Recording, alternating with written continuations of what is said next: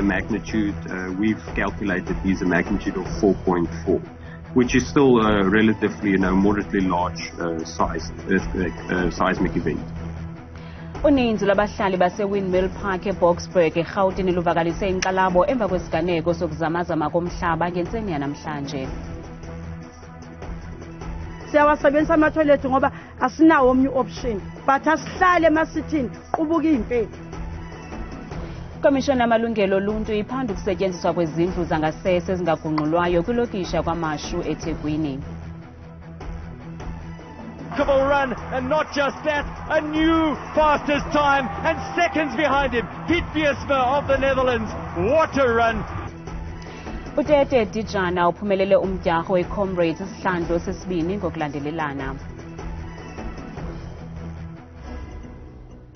Uninzi lwabahlali base-Windmill Park eBoksburg eGauteng luvakalise inkxalabo emva kwesiganeko esibashiye bebambo ngezantsi sokuzamazama komhlaba oyingqekelelo yesikali esingu-4.4. Le nyikima yenzeke ekuzeni kusa namhlanje kumgama obalelwa kwiikhilomitha ezingama-60 ukusuka eBoksburg edolophini ukuya eWindmill Park kwimpumarandi.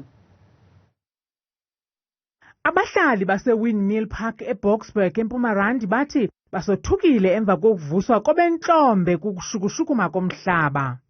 Everybody was very scared. It was about 2 a.m. somewhere around there, and we all got off from our beds and got out from the street trying to check, see each other if we are still making it, or if there's maybe other houses that have even fallen down, because that is how it was so huge. Yeah. It was very scary. I mean, even traumatizing, because since then I've never slept up until now.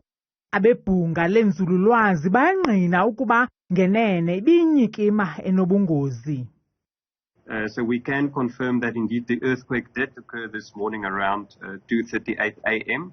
And following our analysis of the information that we've collected on a real-time basis, the magnitude we've calculated is a magnitude of 4.4, which is still relatively, moderately large seismic event.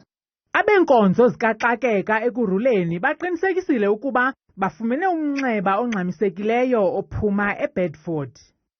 Spoken to the owner to close up so that now for safety reasons. So if the structural engineers can come and do a structural inspection before it can start operating. Ngokwabahlali inyikima ayiqali kwenzeka kweli cala leGauteng. The other one happens last year. So now it's the third time and a worse. So my experience is very bad in this area. So I don't know what am I going to do. Kungokunje abahlali bayabongozwa ukuba bafake iinkcukacha zokushukushukuma komhlaba kwiwebsite yenzululwazi xa besiva kuzamazama komhlaba nokuba kuncinane kangakanani na. Izindlu zangasese ezingagunqulwayo iseyintsindaba dala kwiphondo laKwaZulu-Natal. Abahlali belokisha kwamashu ngoku babhenele ekusebenziseni amabhakethi. Komishoni yamalungelo oluntu iqhuba uphando ngalomba, ukanti sithanda ukulumkisa abo banentliziyo ezibuthathaka ngeli nqaku lilandelayo. Kwilokishi yakwamashu kwiphondo laKwaZulu-Natal sele inguqhelekile ngoku ukusebenzisa izindlu zangasese ezingagunqulwayo eziphiqika impethu. Abahlali bathi nokusebenzisa inkqubo yamabhakethi ayisabasebenzeli. Inkinga yokuqala amathoyilethi wethu agcwele, amathoyilethi wethu awampontshwa. Mhlawumbe 10 years uphelile engampontshwa. Siyawasebenzisa amathoyilethi ngoba asinawo omnye option, but asihlale emasithini qubuka impethu. Uceba wale ndawo ke yena akabonana ngetshengele. Abahlali bathi abamazi nasebusweni. Ngiyacela bandla kakhulu kwikhansela ngoba silazi thina. Kunzima kabi ukuthi thina senze izinto ezibalekile for thina ngoba asimazi. Sicela ukumazi afike kuthina simbone. Lo khansela asimazi, ukhansela siqala ukumbona ngedisaster ngoba sekushone abantu kwathi masibona ikhansela kwathiwa yelethu. Saqala sagcina ngedisaster ukulibona ikhansela. Kambe ke ikomishoni yamalungelo oluntu kweli loMzantsi Afrika iqhuba uphando ngokusetyenziswa kwezindlu zangasese ezingagunqulwayo kwiilokishi eziliqela zaseThekwini. Ukanti kubanjwe indoda neminyaka engama-31 kumba uqhwesha uBester entolongweni. Lo mrhanelwa ubanjwe ngentseni yanamhlanje eGauteng ujengene nezithyolo zokuncedisa ibanjwa kuba liqhweshe entolongweni kwaye kulindeleke ukuba avele phambi kwenkundla kamantyi yaseBloemfontein ngolwesibini. Umphathiswa amapolisa umnumzana eChina uqoshelisile utyelelo lwakhe lweentsuku ezintlanu kwelaseChina nalapho ebeshukuqa amalungiselelo ezokhuseleko engqungquthela yamazwe eBRICS nekulindeleke ukuba ibanjelwe kweli ngo-August walo nyaka. Ilizwe laseChina kuthiwa lithembisile ukuncedisa ngokhuseleko kule ngqungquthela okuze emva kokuba kukho ukubethana kwezimvo ngomba wokuza kamongameli Vladimir Putin waseRussia kule ngqungquthela nangona inkundla yolwaphulo-mthetho yehlabathi ikhuphe isigunyaziso sokuba Putin ngezithyolo zokuqhwaya imfazwe. The three-city tour to Shenzhen, Beijing as well as Shanghai was characterized by engagements with various key safety and security role players of China. High on the agenda of this fruitful engagements was the establishment of a formal and rigorous policing exchange program of personnel capabilities and training between the two countries. Ingcaphephe yokusombulula impixano uGqirha Kingsley Makhubela uthi alisekho ixesha lokutshintsha ingqondo ngokusingatha ingqungquthela yamazwe eBRICS. uGqirha Makhubela ubephendula kwiingxelo zokuba umongameli Cyril Ramaphosa uzama ukuba le ntlanganiso isingathwe lelinye ilizwe koko ingabi nguMzantsi Afrika. uGqirha Kingsley Makhubela uthi ilizwe loMzantsi Afrika lishiywe lixesha ngoku lokutshintsha ingqondo malunga nokusingatha intlanganiso yamazwe eBRICS kwelinye ilizwe. Oku kulandela ingxelo zokokuba umongameli Cyril Ramaphosa uzama ukuba le ntlanganiso isingathwe lelinye ilizwe eyingengoMzantsi Afrika. I think the horse has bolted now. It's too late to expect, from what we are reading in the media, to expect any other country to host the BRICS summit. Because the logistic that goes with hosting heads of state is huge. And really to expect another country to do it within a short space of time is to expect miracles. So that's in terms of the logistics. Ephendula kumba wesigunyaziso senkundla yamatyala yamanye amazwe ehlabathi ICC kuphathelene nokubanjwa komongameli waseRussia umnumzana Vladimir Putin xa ethe cakatha kweli ngexesha lale ntlanganiso, uGqirha Makhubela uthe eli lizwe lazikhanda ngetyemnweni ngethuba lisamkele esi sigunyaziso ngoku lidada enzonzobileni yomngeni wokubamba kaPutin into leyo iza kuba nzima. I am not of the view that our government should defy our courts. Our government should be able to do what the courts dictate. Remember, migrating the Rome Statute is not done by the court, it was done by politicians. So they must have known what they are doing, right, and they must try to resolve that now. Umongameli Ramaphosa kuvakala okokuba uza kuthethi ixata kwelaseMoscow ke ukuya kuzama okokugqibela ukuqhatha umongameli Putin ukuba azimase le ntlanganiso yeBRICS ngendlela yokusebenzisa ubuxhakaxhaka banamhlanje. Masiva abantu bephefumla bathini ngale nyikima ehle kwiphondo laseGauteng ngentseni yanamhlanje.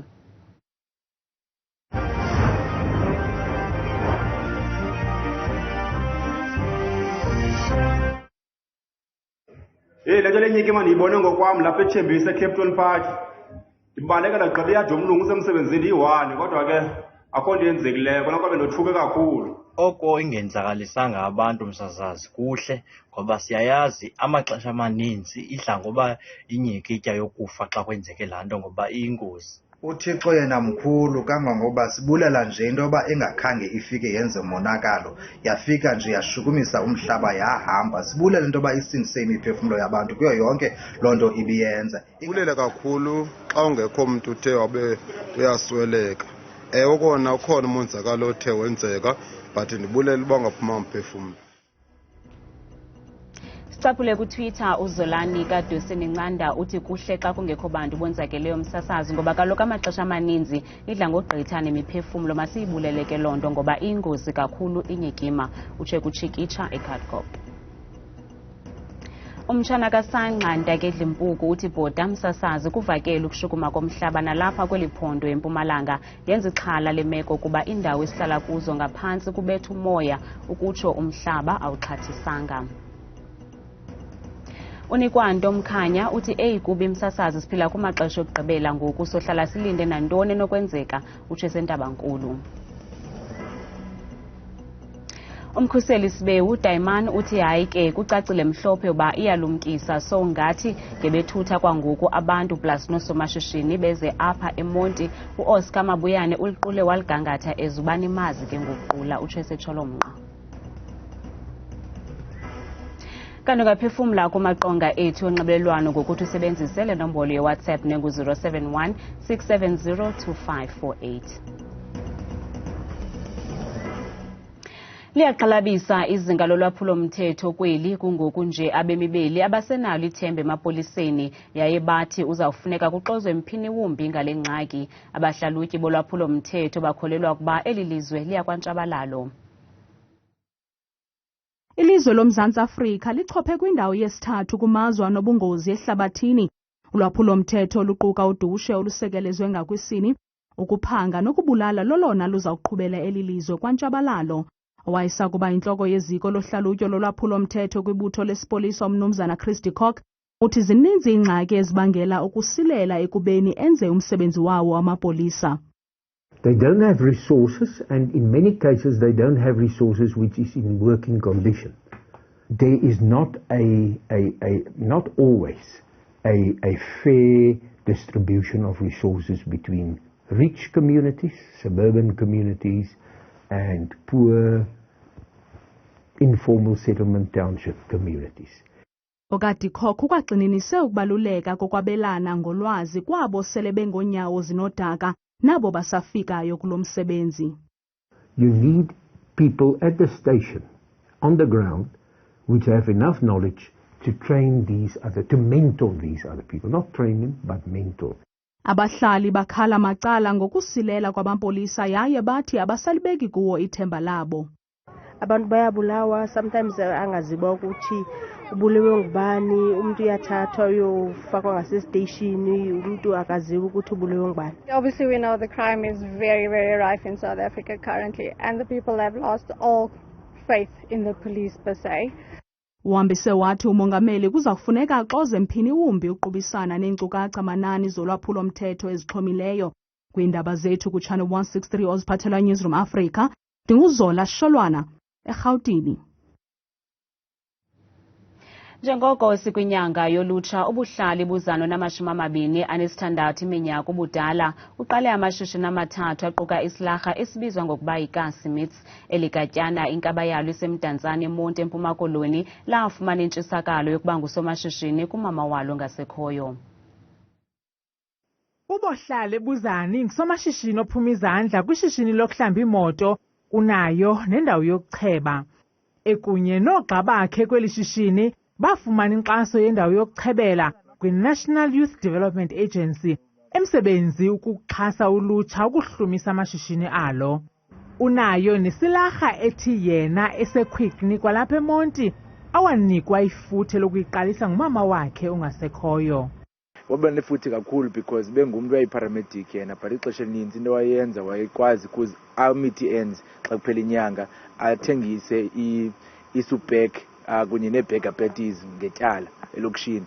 So ndaye ke ngondiqhela nam laa ndikhumlenye imini ingenadatha wathi fundini nawe xa kuthengise ndaqala apho ke ngokuthengisa ibhega ephele ndithengisela neefama njalo njalo. So isikakhulu ke esi spirit sothengisa ndisifumene kuye.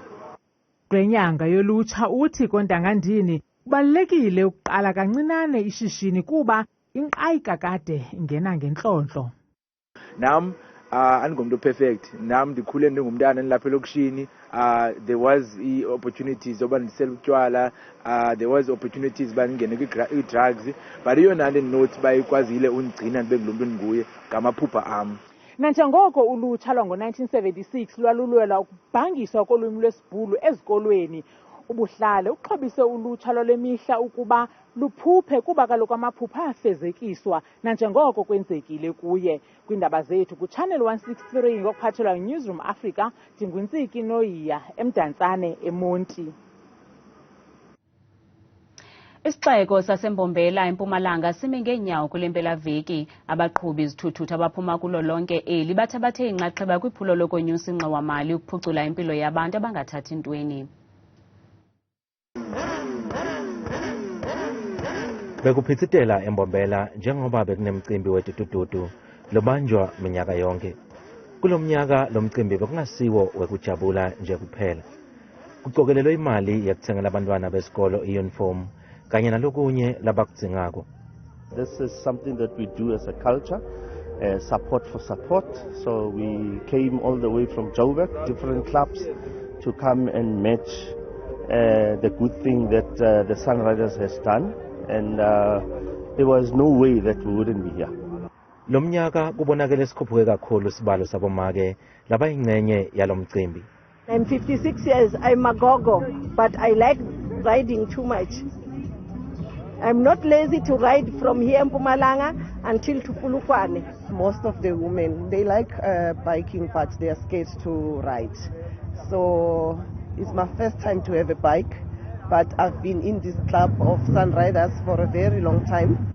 Labo labanamabhizinisi lamancane nabo bahlomlile kulo mcimbi. The economy of Mpumalanga, it's especially in Nelspruit, accommodation was fully booked, extremely fully booked. So the economy benefits. Bagqugquteli balo mcimbi banelithemba ukuthi kutawuba nelisasasa lelikhulu bantu baphume ngetingani eminyakeni lotako. Etindzabeni tetfu ku Channel 163 lotilethelwa yi-Newsroom Africa, ngingumweli Ayasilela embombela eMpumalanga. Inzalelwane zeli UTete Dijana noGerda Steyn bophula amarekhodi ngethiwa bephumelela umdyarho we-Comrades Marathon kumadoda nabasetyhini. uDijana waphule irekhodi likaDavid Radebe lango-2019 ngelixa uGerda Steyn ophule irekhodi leminyaka engama-34 likaFrith van der Merwe. UTete Dijana uyikhusele ngempumelelo intshinga yakhe yalo mdyarho kuba kaloku ibinguye nobeyiphumelele kunyaka ophelileyo. Le nzalelwane yasemntla-ntshona iyokuqabela emgceni isenza ixesha eliziyure ezintlanu, imizuzu eli-13 nemizuzwana engama-58 yabe ngaloo ndlela iyaqwathaza nerekhodi likaDavid Radebe lango-2016. Last 5Ks, that's where I realized that no, I'm gonna break the record. But my friend here, he was giving me a hard time. Yeah. Ukanti kwabasetyhini uGerda Steyn ubashiya kwaqhumuthuli naye esaphula irekhodi leminyaka engama-34.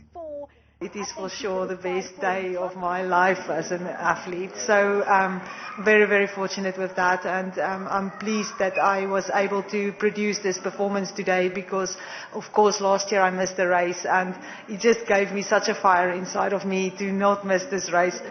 Ukanti uPiet Visma waseNetherlands uphume kwindawo yesibini kumadoda ze uEdward Mothibi waphuma kwindawo yesithathu. Zi-17,000 imbaleki ebeziwungenele lo mdyarho weComrades kulo nyaka. Thabile Makhaphela, Mamthembu selengxangile nemozulu.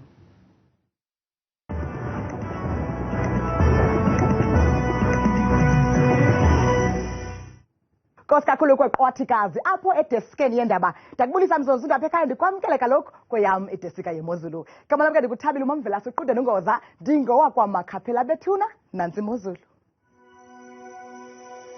Sivula kutsho ngapha ephondweni leMpuma Koloni eMonti phaya eMdantsane eziphunzana nase-Amalinda ngo-21 degrees kanti nomeko kuyafana phaya eGqeberha neziphaluka ngo-15 degrees eKhatshwa ke eMzontsundu ngamathontsana njangephi emvula kanti imeko phaya eFree State eBloemfontein ku-13 degrees nayo uyabanda futhi ekhatshwa ziintshilizane zemvula nje imini yonke ngomso kanti kube njalo naseSasolburg ngo-19 degrees wamafu.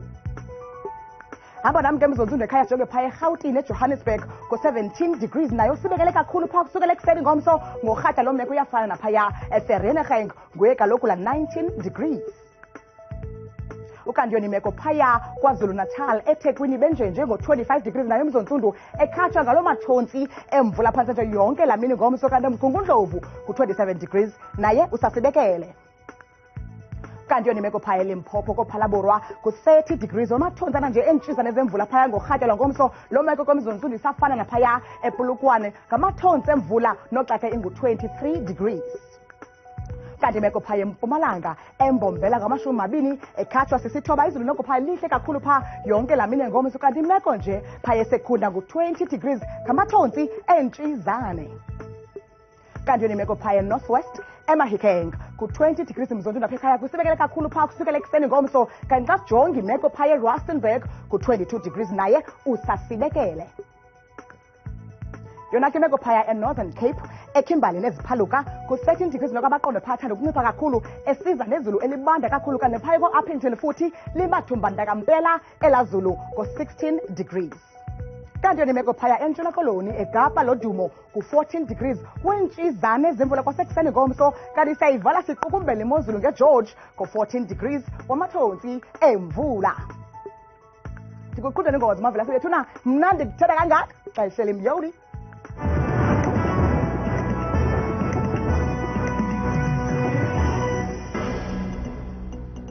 Tekbel xesha elizayo kamnandi.